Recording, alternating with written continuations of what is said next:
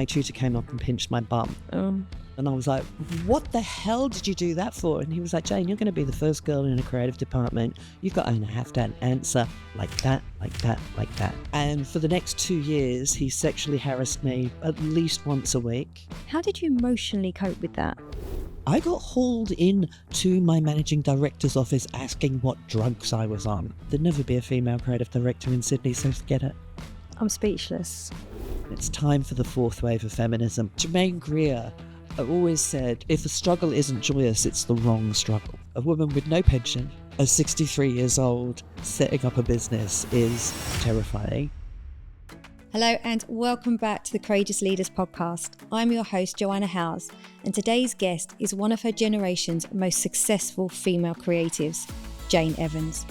After finding herself invisible in midlife, Jane set out to change the narrative, and through founding the 7th Tribe, she is on a mission to unleash the power of midlife women to change the world. So let's dive in. Jane, welcome to the show. As you know, I like to dive straight in. What has been a courageous moment for you? Oh my goodness, so many. I think my life has been a series of courageous moments. I can't think of one that actually stands out. I mean, probably being one of the first girls in a creative department. That happened to me 3 times in my first 10 years of my career. So to actually walk into an environment where in many cases you weren't welcome, you'd never been before, but you just had to hold your head up high even though you had no experience. And, you know, it was really, really challenging, but there was sort of, I think, with everything that I've done that's courageous, there's been this sense of determination behind it, this sense of, I'm going to show you. So, probably walking into a creative department as the first girl 3 times. I think I was quite surprised. When you said it and then you said 3 times, I was really surprised at the 3 times, because you'd think there'd have been a bit of change in the times that you had to move. Yeah, but no. It took a long, long time to get women into creative departments.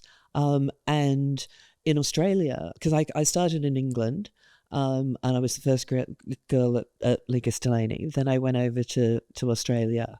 Was first girl at 2 more agencies. The last one was 10 years into my career, where they had basically held out. When I first went to Australia, they basically said there's 2 agencies you'll never work at, Jane, for 2 reasons. One, you're English, and the second, that you're a woman. And so, yes, 10 years into my career, I was the first woman at Clemenger, which was really, and that was like 1990. Yeah, that's a good call. I worked at Clemenger as well. Oh, really? Very different period of time. Yes. But yes, because I've not experienced that and seen that. So I could only imagine how strange that would have been. You're just curious, though, when you were training to be a creative, was there any other women in the training with you? There were a lot of women in the training. But we didn't get through. It was actually really interesting. I'm actually just writing a speech where I'm about to tell this story. So there used to be a thing called the Grant Enlarger, which was this machine where you did your tracing, the days before even blow up photocopiers. And it was this sort of weird machine that you stepped up into, and then you put your artwork on the plate at the bottom. You then stepped into it. Then you then leaned over to the glass, put a black curtain behind you, and basically had your arse akimbo for anybody to come past. I was in 2 days at art school and my tutor came up and pinched my bum. And I came around and I was like, what the hell did you do that for? And he was like, Jane, you're going to be the first girl in a creative department. You've got to have to answer like that, like that, like that. And for the next 2 years, he sexually harassed me at least once a week, waiting for my comeback. And it was absolutely the most important training I had at art school, because if anybody came at me, I humiliated them hilariously and they never did it again.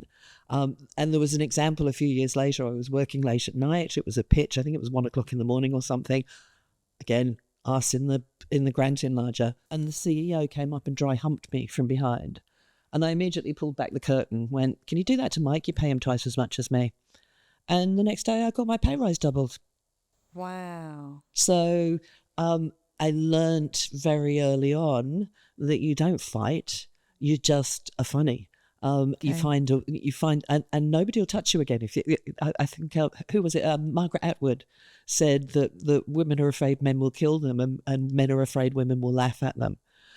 And so, actually that was the best defense that I had, and actually allowed me not to even have to worry about my career.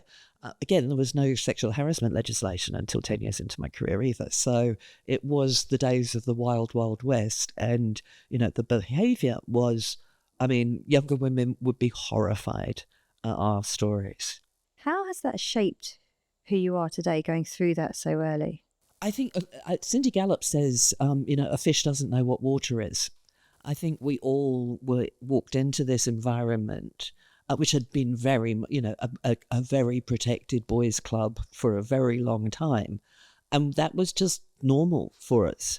I think it wasn't until we got further along in the journeys that we started to compare notes. Again, we were so few of us that we didn't work in this, particularly for creative women, is yes, there might be a creative team in every agency, but you do this sort of roundabout that if one goes, then you go take their job. So you never actually got to work with other women. So yeah, it was just, we didn't know. We different. When we came into the business, we were never told the rules. We were always playing on the slanted side with the sun in our eyes. So we were all making it up as we went along. I came in, my first job, nobody would mentor me. They wouldn't mentor a really beautiful 20-year-old girl. They didn't trust themselves to be in that environment. So I went to my first shoot straight out of college not knowing what to do. Like no clue whatsoever, because nobody would take me. Nobody would teach me what to do. My first job, I screwed up and cost the company so much money because nobody took my hand. They just threw us in there and was like sink or swim. When did it start to change? And how much of a part did you feel was part of that change? It changed a lot. Australia was very different. So I was headhunted out from London to go to Australia by a headhunter who specialised in bringing like the future creative directors out from London. So I was very much sort of pinpointed, found as like a potential creative director. And this headhunter was amazing. She really like pushed for everybody. And in Australia, there were 2 or 3 creative teams in every agency. In 1990, under Kristen Munger, who was the greatest creative director I ever worked with, half of his creative department was female. So, and in the late 80s, early 90s, there was a massive move towards it. Then we started getting good. Then we started winning awards. And it was really interesting. In, I think, 2016, there was Leo Burnett hired 5 white senior male creatives. And there was absolute outrage. I think Cindy Gallop was like, what the fuck are you doing? And I was still in touch with all of the creatives, female creatives. Well, my Facebook direct messages just went mental. And we all started talking to each other for the first time. First of all, none of them had been approached for this job. None. But also, a number of them were starting to recognise they'd played the game, and they were all of a sudden realising that, hold on a minute, this has been rigged against me all the time, hasn't it? But we got together and we started talking, and we started putting our clips together. And we put our clips together from 1995. And there was Sarah Barclay and Mara Marich, who won Best Ad of the last 20 years in that year. Jane Caro and I won practically everything for the Drive campaign, which was revolutionary. We then went, Georgia Arnott had won this, such and such had won this, we'd won this, we'd won this. I mean, it was really quite incredible. When we put all of this together, we went, we actually dominated the awards that year, didn't we?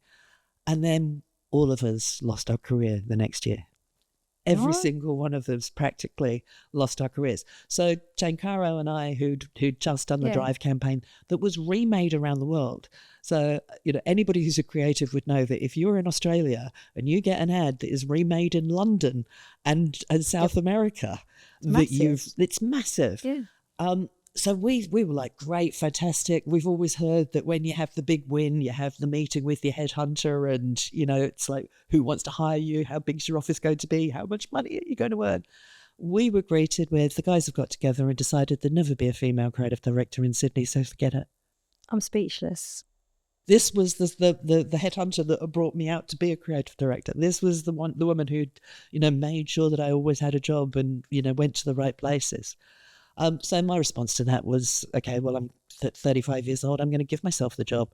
So I bought a massive, great big 2,500 square meter warehouse, and started my business downstairs and started my family upstairs. So, again, when you talk about courage, it was like, well, if you're not, I'm going to do this. You're not going to stop me. So I'm just going to, make it happen. Going to make it happen. And I did. I had clients like Maserati, Revlon. I've created James Squire beer, and was, really about to become the female Droga 5. But unfortunately, my partner, at the time, as the business grew, I got lots of business managers and finance people, and they all started looking at the books. And one day they were like, Jane, do you realize that every mortgage is in your name, but every single piece of property is in your partner's? All of a sudden, the 2,500 square meter warehouse became a smaller house with a stable block out the back, and went from being a potential Droga 5 to a little cottage industry. And for the next 10 years, all I did was beer.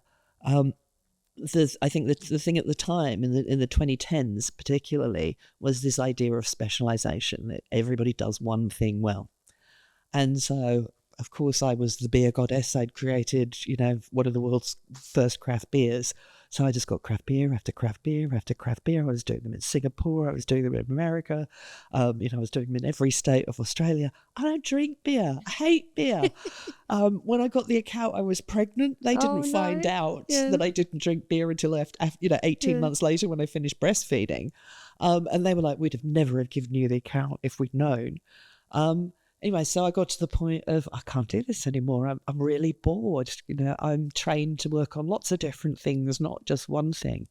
So that's why I came back to the UK. My eldest daughter's a really talented songwriter, a singer-songwriter, and she got offered a place at the Brit School. And my youngest was about to start high school. So it was like, well, if we ever go back, now's the time. So that's what I did. And then I took my maternity leave. Both of my children, I'd had 3 days each with them. They just came and plonked them on the edge of my desk. I was the boss. I could do it. And so I was like, I'm going to take my maternity leave, and went to the National Film and Television School and studied screenwriting. It's probably one of the most powerful stories I've heard in a while. Thank you for just sharing that so beautifully as well. The question that's coming up for me is, how did you navigate and manage your emotional state going through all of that, like the anger of being told that you weren't going to get this next big job, the letdown and disappointment and betrayal from your partner? How did you emotionally cope with that? Okay, so for me, there's always been 2 levels of my life. So there's the real level, the real world, but there's always been a really strong spiritual story over the top of it. So I think throughout my journey, I've been on a 46-year spiritual journey. So for me, there was always these 2 levels. And for me also, there was always teachers. They say when the student's ready, the teacher will come. So I've always been working on these 2 levels. Even though these things have been happening in the real world, I've been trying to understand what's happening from above it. So when that was happening, my teacher was a shaman. She was Mamumji, the mother of mothers and the keeper of the sounds of the universe. And this woman was absolutely real. She would have Louis Farrakhan, the head of the Muslims in America, would bring her up and play the violin to her. She refused to meet the Dalai Lama because he didn't do enough for his people. I mean, she was the sort of person that when royals went, they would go and see her. She was absolutely incredible. And the one thing that she always used to say that was always sat above my head, and I think everybody should sit it above their head right now as well, everything's perfect. Now, if you can get to the point that everything is perfect, you are exactly where you are supposed to be, and everything that's happening is what is supposed to be happening to you, then you can start to look at things of like, okay, all right, if this is perfect, where do I make the next move? What am I here for? What is the point of this? What am I here to learn? So yeah, that's what's always been sitting on top of it. Just a quick reminder, if you haven't already, to please hit the like button and subscribe to the channel. It's a small action that makes a big difference. You'll be the first to know when new episodes drop, and your support helps us create meaningful content for leaders like you. I'd also love to hear from you, so if you have any thoughts, questions or ideas, pop them into the comments. And if you're curious about how my leadership coaching or training could support you or your team, just drop me a DM and we'll set up a call. Thanks so much. Now let's get back to the episode. As human beings, we're striving for perfection so often, like the perfect this, the perfect meeting, the perfect presentation, the perfect podcast. And we say perfection doesn't actually exist. But yeah, through your lens, just going actually where I'm at right now is perfect. And the thing that's coming up in my head is embracing the imperfection by allowing it to be perfect. Because you can choose whether it's perfect or not. So if you allow it to be, just think what you could learn and do with that, versus then, I suppose the opposite is you become a victim, you lose yourself, and yet you can spiral down. Is that a fair understanding of what I've heard? Absolutely. Yeah. And I think as well, the longer you live, the more you realise that what you get versus what you want is usually better. So those things that you lose, those things that get dropped off, it might seem like an absolute disaster at the time, but it leads to this and that leads to that. And actually, would I be here at this time? So, a lot of people sort of say, about my ex, I mean, he put me through hell and still does to a certain extent. I mean, that's another reason why we're 12,000 miles on the other side of the world, is I wouldn't have these 2 children without him. I would not. So, yes, he was horrendous. The price was horrendous. And, yes, he took all of the money in the separation, but I got the kids. And yeah, it's been really, really tough as a single mum. And, financially, I'm in a horrendous situation because of it. But I got the kids. And that's the perfect for you. They're the 2 most incredible. In fact, I was thinking about it this morning. And I was like, I wonder what sort of women they would be if we had stayed, if he'd got them.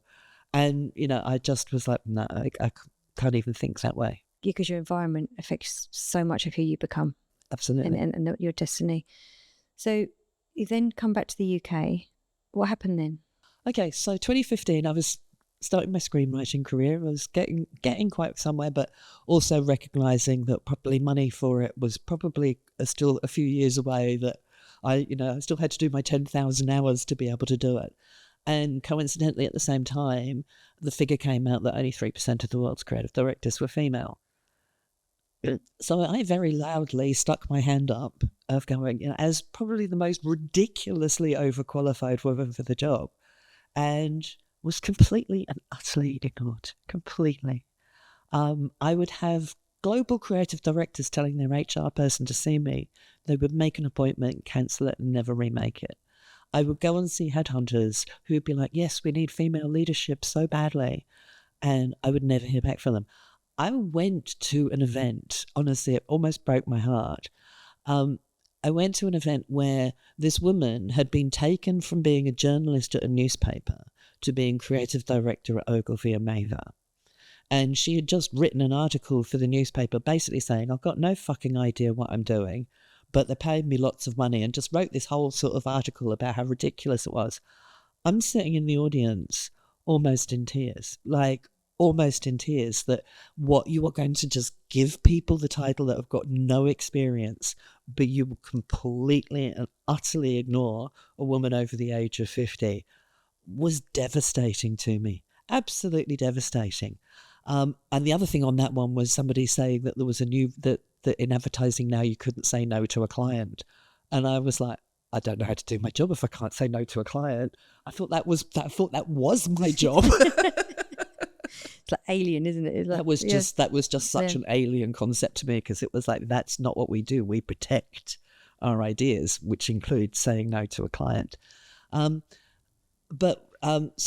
I mean, I tried to get a job for 4 years, and I was at the point where it was like, I really don't care what sort of job I get, But I went for interviews, and one very top creative director, who you would be very surprised who it was, basically said to me, Jane, I'd give you a job, but you'd end up as the old woman at the back of the department doing the shit that nobody else wants.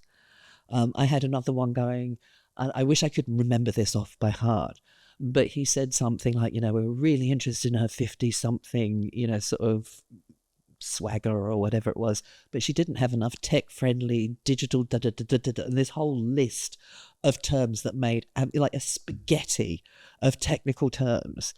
And I just was like, okay. And another one that was like, I went for a job that was well below me. And he said to me, Jane, I just think you'd be bored. And I said, I'd never get bored of putting a roof over my children's head.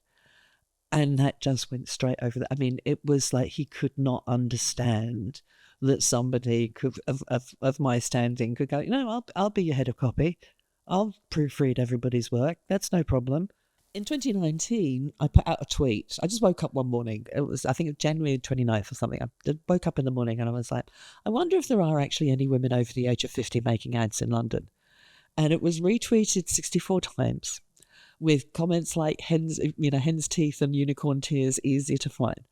I got 8 names, 4 of whom were working, 4 of whom weren't. I went and met these women. They were amazing. They were just amazing. But also a little broken, some of them. And I just thought I was setting up a Humans of New York type thing where I'd photograph this amazing woman, I'd tell her story, and we'd just sort of, every week or every month, just tell a different woman's story.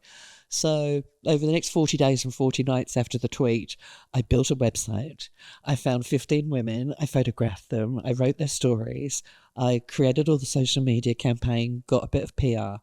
And in the first 2 weeks, the hashtag had 2 million views. Then the emails started coming in.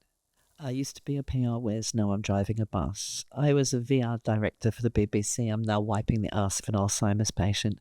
I was one of the world's first VJs. I am now applying for jobs as hotel maids. And it became absolutely apparent that there was an explosion of unemployment for midlife women. That might have not been as much of a problem when we had a lifespan that we were expected to live till we were 72, but it's a massive fucking problem when we're going to be living till 90 to 100. We're basically having half of our lives wiped out. And also what was happening is it was so normal that even we were expecting it to happen. So whenever there was a round of redundancies, every single woman was like, well, I'm over 45, I've gone. And I know it's just happened to black people, literally. Well, what's happening at the moment is actually even more terrifying. So what's happening at the moment is there are no entry-level jobs, and they're getting rid of women 45 plus. So 25% of those will be single mothers. Okay, like my situation, I've got a 23 and a 26-year-old. Both of them are out of work. I've been, this is supposed to be the time for me. This is supposed to be the time when I build up for my retirement. This is the first chance I've actually had in my whole life to be able to save for retirement. I can't downsize. I can't do anything. I'm still looking after adult children. There's no benefits for it. And if I'm suffering, I know that other women are suffering too. So in the same way as you sort of said, what is the everything's perfect? When I've started campaigning for midlife women, I ended up evicted. I ended up broke. I ended up at the food bank. And I remember sitting there at the food bank with this lovely Christian woman saying prayers for me. And I looked around and I realised I was the only woman that could get out of there. And so I just sat there and went, I'm going to make sure that no other woman like me ends up in this situation. And so at the moment, what is absolutely terrifying me is that if AI is taking all of the young people's jobs, all the entry-level jobs, and any woman over the age of 45 is being made redundant, we're going to have 2 generations that are directly connected, living in poverty. Women already have 30% of the pension savings of men. We're already facing a really, really tough retirement. But this is just killing us. This gives us no opportunity to get out of it. I think that this is a massive emergency that we should all be really seriously looking at now, because it's going to end up with suicide. I mean, women 55 plus are already the highest group of female suicides. this is going to get worse and worse and worse. And we're going to see that this is going to be the first group that are going to be really, really severely facing poverty. There's no other word for it. And do you think anyone's listening to that or paying attention to that? I think it's so new. I think it's really something that's happened in the last few weeks. Right, it's that recent, right? It's this recent. I think the reports are coming out, finally, coming out about just how few entry-level jobs are. And you can see it. I mean, my eldest daughter's 26. She's been in a job for 3 years, so she's not like brand new to it. But the jobs that she does, most of the people above her could now get AI to do it. And, when you talk to people, it was like, yeah, when I started out my job, I was doing contact reports, or when I started out my job, I was doing this. So a lot of those learn the job roles are gone because the hard work of them, or the donkey work of them's been done. So that's why it's happening at the lower level. And then there's this perception at that is so wrong at the other end, that we can't keep up with tech, that we're not going to learn AI, that absolute mad, ridiculous assumption. But nobody's sort of looking at things societally, which is again a lot of what I'm doing at the moment. I launched Microsoft Word version 1. I've launched every single piece of tech as it has come along. And I can see all the same attitudes, I can see all the same fears, I can see all the same conversations happening with AI as happened at the start of computing. The thing that I am sort of heartened by is I don't think more people, I've never seen as many people talking about what is this going to do to us as before. I think everything else just sort of came through like, wow, this is amazing. What is this? What's happening? Yeah. I think we've seen it enough times, especially with the start of social media, that came out and was totally unregulated, and the damage that did. I think people are starting to see with AI and robotics and all of this coming in, what a difference it's going to make. What I am concerned about, and what I think that one of the things I'm saying at the moment is the matriarch should take the lead. And I think the reason why the matriarchs can take the lead is that we've not only seen the tech, but we've seen the effects that it has on society. So, and I remember in 1983 working on the launch of Microsoft Word 1, there was a floppy disk with a game on it. Well, it was so much easier to put that into console than it was to try and learn how to use the bloody computer. My copywriter got so addicted within the first, I've never seen anything so addictive in all my life. And I look at it now and I go, why didn't we pick that up? Why didn't we see that this was as addictive as any drug with these computer games? But we were so sort of like enamored by, look what they can do, and aren't they amazing, that we sort of like let that ride. And I think we've seen all of these things. We've made mistakes with it too societally. So I think, we're a really important part in this conversation because we know the societal effects that have happened. So, yeah. So for people listening, so I know we spoke before, like you shared to me, because what's so lovely is you articulate your views so clearly. And I know you said to me that you do have this ability to see what's coming, and that served you in your life. And I think you can very clearly see what's on the way. And you mentioned there how the matriarchy need to set the lead. What would that look like? So first of all, on the being able to see the future, I'm 63 years old. I now have enough empirical evidence to prove it. I mean, I was brought in to Kodak to tell them what digital was going to be. And they didn't listen, they didn't understand, they couldn't comprehend it. So this was 1993. And they were like, come on, Jane, please tell me, what is digital? I went, okay, tell it me like it's a cup of coffee. And he looked at a cup of coffee and I went, okay, looks like coffee, smells like coffee, tastes like coffee, no cup. And he just went, yeah. I give up, I don't get it. But I wondered whether 13 years later, when the iPhone came out, that he recognized what no cup was. That he just, so the future does come through, but I always sort of say it's like somebody playing charades, is that you can sort of see this sort of stuff coming. Again, I had in 2020, I mean, it was so funny, coming up to 2020, every client wanted their 2010, everybody wanted their 2020 vision.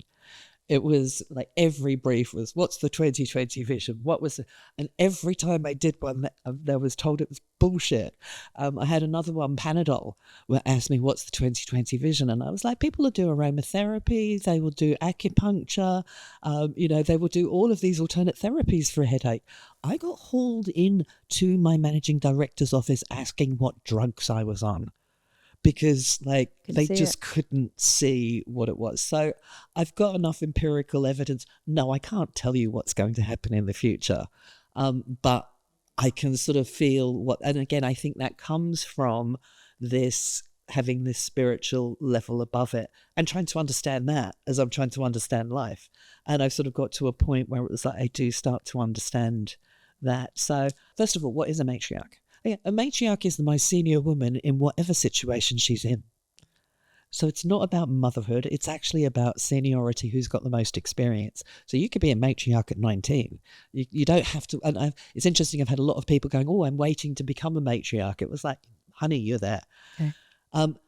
So a woman over 50 in Europe is 28% of the European population. If she has a partner and 2 children, she has loving, direct influence over 112% of the population. So I made a mistake when I was campaigning for midlife women, because I thought midlife women was a great way of describing us. Women love it. They love the term midlife women because it feels as though they've got half a life to live. It wasn't until last year that I realised that men see midlife as a crisis. And I look at how midlife is now portrayed, and it's treated as a crisis. Oh, you've got perimenopause. Oh, you've got this. I mean, I warned at the start of it that we're going to create a new stereotype, which is actually going to make things worse. And I do believe that has happened. I do believe it's become a crisis. But the word matriarch is absolutely parallel, equal to a patriarch. I do not believe there is a family on this earth where the patriarch is more powerful than the matriarch. Very, very rarely. So I think in this day and age, I think we should take the claim of being the matriarch. And the matriarch has the best interests of everybody at heart. Again, language has made this a bad word. To the English, a matriarch is the cold, stuffy old cow that is manipulating everybody's affairs and, holding out her inheritance. That is nothing is further from the truth.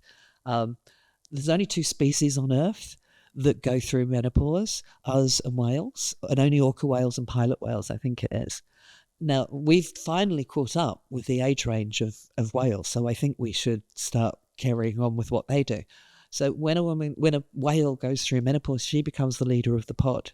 And the reason she becomes the leader of the pod is because she cares about every single member of that pod. Every single child in that pod is from her or her sisters. And so she has everybody's best interests at heart. And I think when the patriarchy is in such a state of absolute madness, which again, I go, everything's perfect. They're breaking it all up. They're smashing it up themselves. We do not need to smash the patriarchy at all.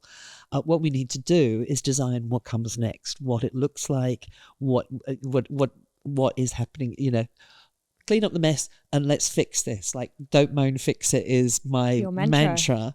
I think as matriarchs, we should go, actually, you know what, don't moan. How are we going to fix this world? Because we're all feeling very, very helpless at the moment. And I think if we come into our power and also recognize that the patriarchy has only existed for 1.3% of human history. Now, that is, it seems impossible to dismantle the patriarchy, doesn't it? You think that's it couldn't possibly happen. But if you actually look in terms of the whole of human history, it's only 1.3% of that. Now, if you were a woman in ancient Mesopotamia, you're the first woman with the right to write. The first known author was Eduhuana, a priestess who wrote to the goddesses, which is why we still know about the goddesses, because they've been tried to. That's the first thing the patriarchy got rid of, was the divine feminine. And the first ever handwritten letter by just a normal person was a woman complaining that she didn't receive the copper that she bought. And the copper would have been to create a vat to build the beer, to brew the beer. So we basically, as women grew society. So while men were off hunting, we created pottery, we created weaving, we created agriculture, we then created law and society and community. And then all of a sudden it became cities, magnificent cities, which we had built. But then came empire and conquest.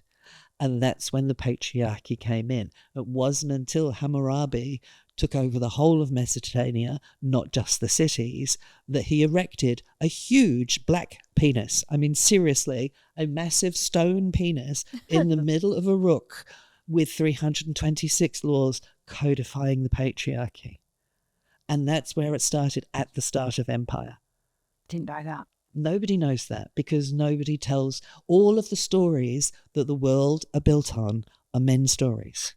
Nobody's heard the stories from before. But throughout history, women and allies and accomplices have written it down, have kept it, have put it in stone, are uncovering it all. And it wasn't until 1880 that women had the right to an education. Now, I find it absolutely fucking incredible. 145 years or 5 generations of women going from not being able to read to where we are now is astronomical. Yeah. Astronomical. So if we can do that in this percentage, like 0.00 whatever percentage of human history, we can turn this around and make the injustice, the greatest injustice that ever happened in the world was when the matriarch was seen as lower than the patriarch in the caste system that the patriarchy is, because the patriarchy is not men versus women. It's a caste system that puts men at the top, women slightly below, and then, different castes right down to you get to, the lowest of the low.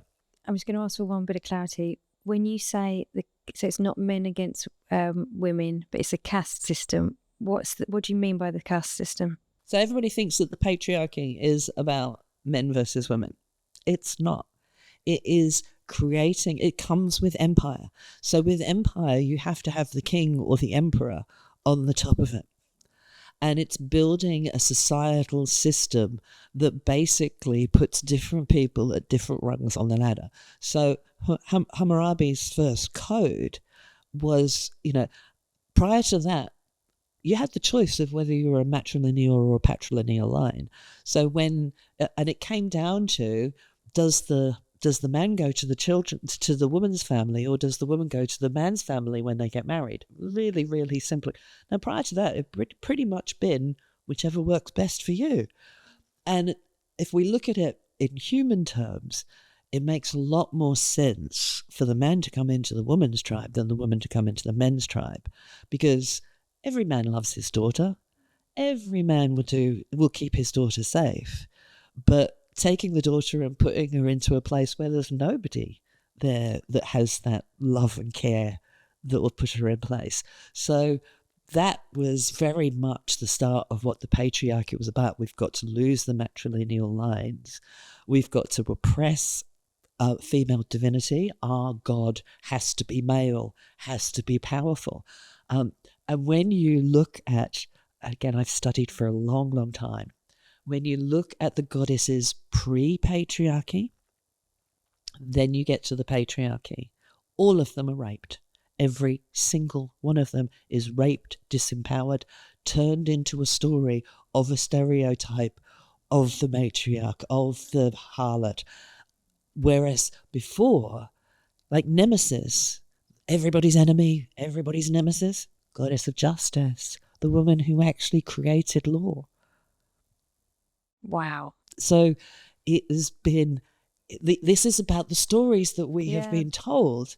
And, we've been told that this is absolute gospel. This is absolute truth. It's not. This is, all of it is men telling stories to control people, to contain their caste systems so that they can carry on their wars and they can carry on their empire.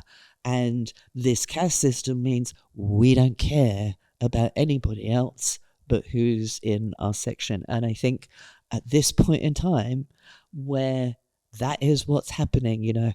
I saw something the other day. It was like, if you think fascism is on the way, you're wrong. It's here. That we have to start fighting this system with everything that we've got. And I think the most powerful thing that we have is our stories, but also the power of us coming together. Yeah, that community. And also, would it be fair to say that it's not about, tell me if I'm using the wrong language here, because I use men and women at the moment. It's not about women all coming together to go against men, or it's actually how do we all come together to solve this, and all be able to stand in the power, whether we're a matriarch or a patriarch, stand in what is our power, but connect, don't silo. Because I think people have been trying to fight this in isolation, men versus women, and I don't think it's helped us at all. Look, I am not a fan in any way, shape or form of third wave feminism. I think third wave feminists were played like a fiddle by the patriarchy because they were told it's men versus women. So when Sandberg is the leading feminist of that generation, is a billionaire, you don't understand what the patriarchy is, because you would not listen to somebody that is working for the patriarchy and will always be working for the patriarchy, because there are as many women that benefit from it and will campaign for it and fight for it. The other thing that I think third wave feminists fell for very, very badly was you're in competition with each other. We, as the first ones, we knew we were. It's actually really interesting after Me Too. We all knew how damaged everybody was. We all knew how bad it had been for all of us. So what we found with the second wave feminists was that when Me Too came in to support each other. I mean, I had one woman that couldn't leave the house for 3 months. She was so triggered by what had happened. So for us, like, the damage was really very, very real, but we also knew how damaged everybody else was. I think for the third wave feminists, they were really shocked at what, this has happened to everybody? Really? This has happened to everybody? And I think their reaction was to go after the men that had traumatized them. Whereas we all got together and were like, all right, first of all, we've got to hold each other and, let each other know. But we came together in a way of, again, don't moan, fix it, of what can we do about this? And unfortunately, the whack-a-mole feminism of going after them one by one is what's lost us Roe versus Wade. It's what sent us back 50 years. We have gone back. We've gone back. There is absolutely no doubt about it that it's gone back. So we've got to redefine feminism. It's time for the fourth wave of feminism. I think it's time for us, the radical feminists, to actually explain to you what feminism really was. I mean, Germaine Greer always said that if a struggle isn't joyous, it's the wrong struggle. Yeah. And, we had leaders that really led us well. And the teacher, I do speeches where I basically will only show second generation feminist quotes, and women are sitting in the audience going, and I'm like, that's all been there for you. That was what was supposed to be built on. However, somehow this feeling of coming into the workplace of, I've got rights, I've always had rights, it's now up to me it's every woman for herself. And you had networking events that we would have dreamt, events that we would have dreamt of, but you did exactly what the Boys Club did and turned them into networking events. They weren't anywhere to come together and take action and change the system.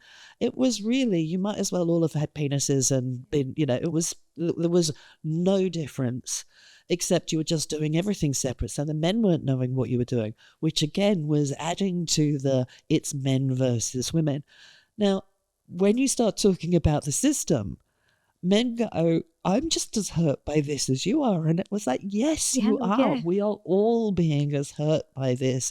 But also, what is happening for our children? We have to stop this now. We have to take action now. We've got to do something now. And there's a responsibility. There's a responsibility. Just a quick reminder, if you haven't already, to please hit the like button and subscribe to the channel.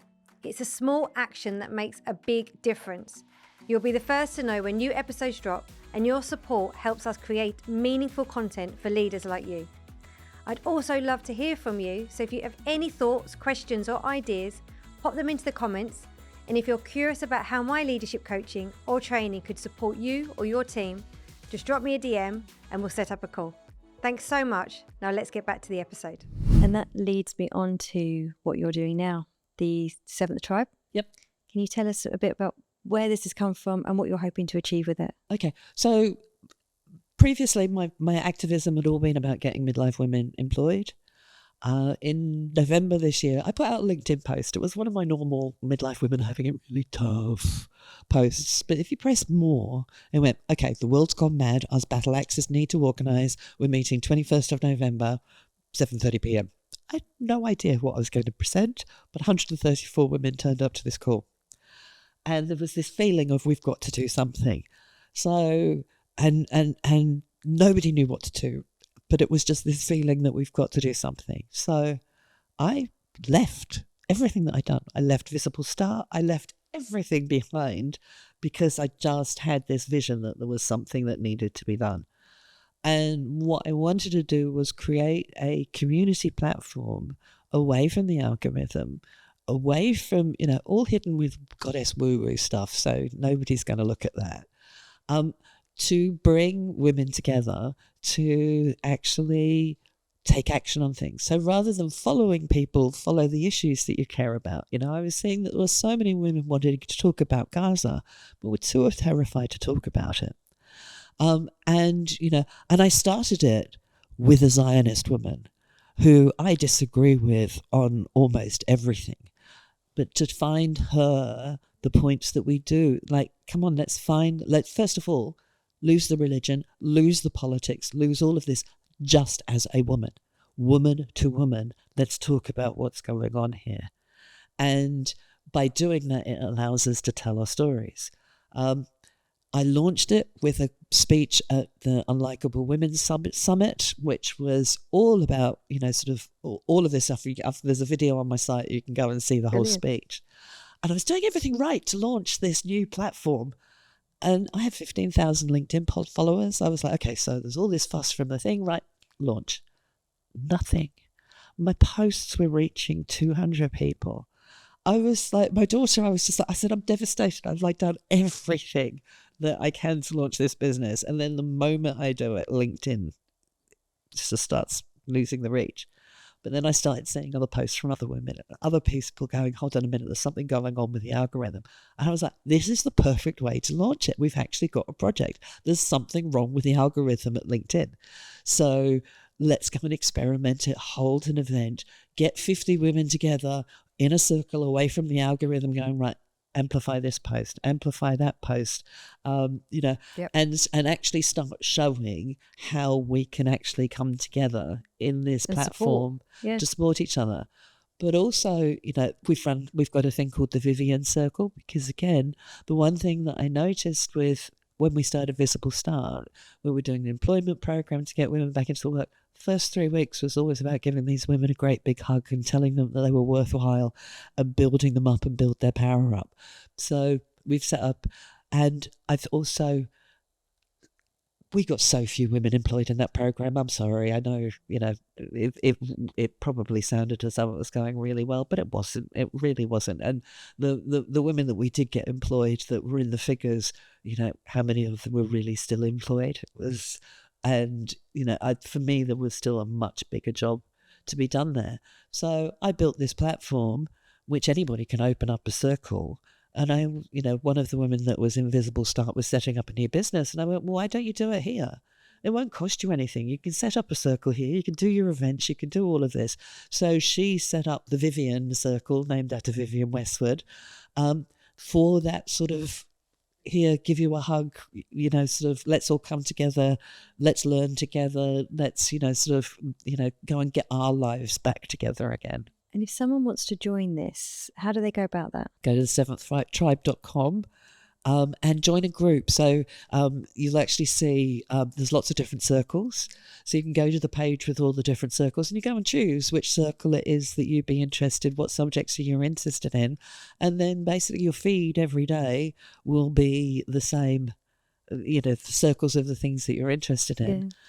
So yes, just go in and join a circle. And also as a member, you'll get an email every single morning with an inspirational goddess, queen, heroine, woman from history. So every single morning it will have who she was, why she's amazing. Then there's an act of mindfulness. What should I be thinking about from her? A ritual. So, drink a glass of water and think this, or light a candle and do this. Nothing, and really more affirmations than anything else. And then there's an action. This is something that you can do about it. And then we put a track of the day. Oh, awesome. And I'd love every woman in the world to get this, because that's how we start singing from the same song sheet. We need to be singing from the same song sheet.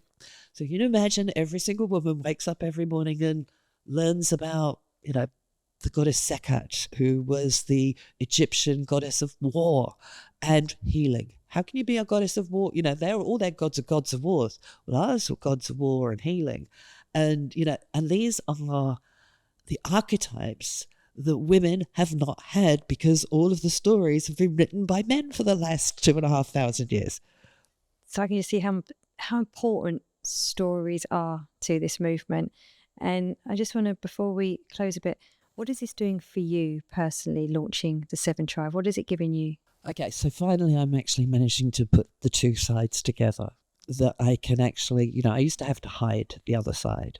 Now I can put the two sides together, and it feels really liberating to be able to do that. It's absolutely terrifying to be setting up a woman with no pension, at 63 years old, setting up a business is terrifying. But, I'm doing it by charging for events. It's free to use the platform, because women of our era are either really, it's such a dichotomy. They're either close to poverty or doing very, very comfortable. So I've designed it so that the women that are doing really comfortably can help the women that can't. So every event that I have will have two prices, comfortable and struggling. We have one group, which is for women, which is a business subscription, so it's tax deductible of £1,000 a year. So these women are actually the patrons of the women that are doing the creative work, because a lot of it is about creating campaigns that we could all share. Now, in all the time that I got women have jobs in advertising, I never got a single creative woman a job. Not one. In 5 years of campaigning, not one. I don't get creative jobs. Creative jobs do not go to women over 50. And, women that have already, been forced out into a freelance role are now finding that all of their contacts are retiring. And so the work that they did have is starting to dry off. The younger people aren't in the slightest bit interested in hiring a 50-year-old copywriter or art director. So for me, this is one group that I really, really, really want to help. And I see this as a way of doing it. If we can get the patrons going, okay, I'm quite happy to spend £1,000 a year, which I get, all free entry to all the events. I get, a special one-on-one meeting with me, and you get a monthly meeting with all of these other amazing women. So you get a lot of satisfaction out of it. But you also know that when we're doing a campaign, we're actually freelancing it out and actually able to pay women to be able to do it. So, goosebumps. Yeah. So, what does a Wonderful. matriarchal society look like? A matriarchal society looks like women that actually really genuinely do help other women. And it's just this whole care system, really careful. Thank you. It's just it's just a powerful beauty. I've learnt so much. I love doing these interviews, but this has been a particularly special one, because I feel I'm leaving this highly educated now, more interested in stories, wanting to get more curious and find out more, and realising actually what you can do as women in coming together is to support, because I've probably been part of the generation of the third wave and I've actually avoided it. So actually thinking now, how can I lean into it in a way that feels comfortable and right in the way to do it? So first of all, I just want to say thank you. And the question I'm really curious to know is, what advice would your future self be giving you now? Oh, it'd definitely be telling me to look after myself more. But oh, fuck her. You're going to do it? Not going there. My future self is on one of those, I can see her. She's on one of those machines by a beach, like, those old tanned, like, black leather women, like in a bikini, like bombing down some I'm coming out of here, sort of, I'm going to be used up, used out. I'm You're giving your all. giving her all.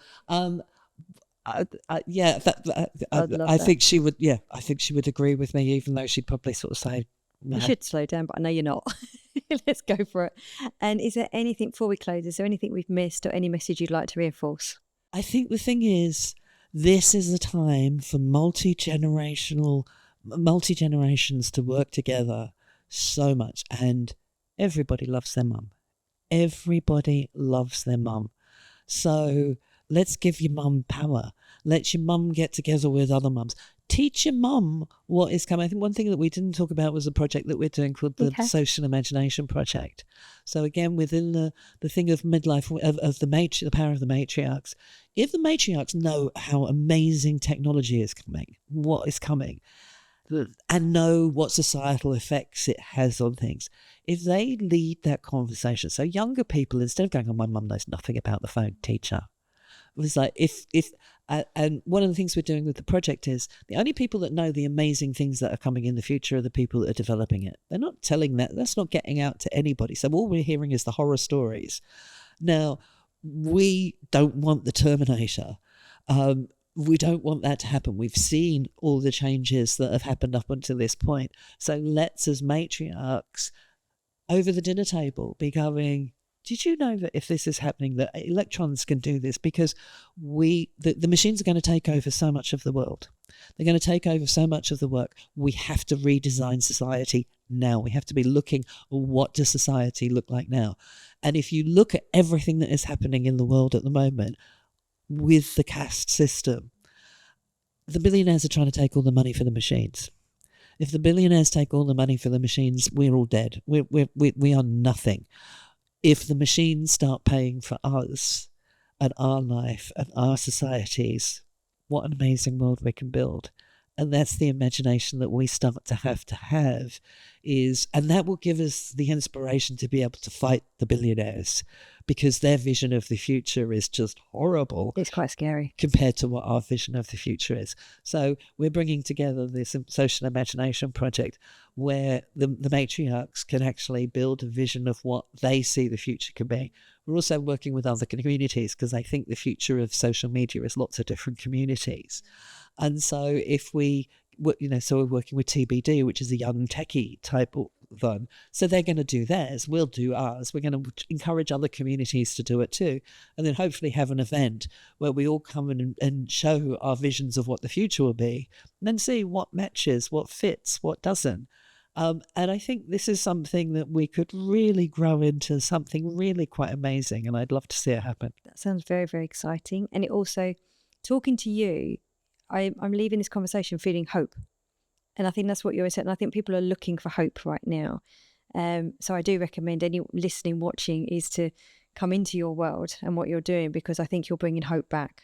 And what you've also made me realise is the personal responsibility I've got as a female, or even if I sit as a man, but is to stay educated. Don't leave age as an excuse to avoid what's coming, or think, well, I probably won't have that many years left. It won't affect me too much. There's a responsibility to stay involved for the future, and there's a responsibility to stay connected to young people, not go, oh, I don't get them anymore, they're so different from me. And I think you said this interlocking of all the generations is vital, and it's actually quite scary at the moment how separated we are, and that we need to bring that back. Also, one really interesting thing as well, look at the front of every protest. I mean, last week a 74-year-old was, the matriarchs, we're fearless. We are absolutely fearless, because we have nothing. Like, what is coming is worse than what we have to lose. And so, I saw somebody the other day going, oh, they're pushing the old people to the front so they get sympathy. It's like, no, we know that you've got a lot to lose. We're stuffed anyway, or we're comfortable. And so, and we've seen the changes. We were brought up, and I was brought up, every single grown-up that I was brought up with was in the war. Every single one of them. And so we were brought up with Churchill's phrase of the price of peace is eternal vigilance. So when the canaries have been going off for at least 2 years, the canaries in the coal mine, which is us, going, hold on a minute, there's something wrong. When you see that it is us that is being every single protest over the last 2 weeks has been people over the age of 60 being arrested. Not because for sympathy, it's like we genuinely are saying this is dangerous, but allow us to do that. Yeah. If you're worried about your family and your job and this, that, and the other, just support us to be able to do it, because we'll happily go and smash down whatever you want. And thank you for that. Thank you so much, Jane. This has been everything. That's all I can say. It's been everything. Thank you so, so much. Thank you to everyone who's listening or watching, and we'll see you next week. If you've been enjoying the Courageous Leaders podcast, we'd love it if you'd subscribe to our YouTube channel. Your support helps us keep creating quality content and reaching more leaders like you who are ready to grow and make a real impact. We fund this podcast ourselves, so every subscription truly makes a difference and allows us to support courageous leaders like you. Thank you for being part of the journey.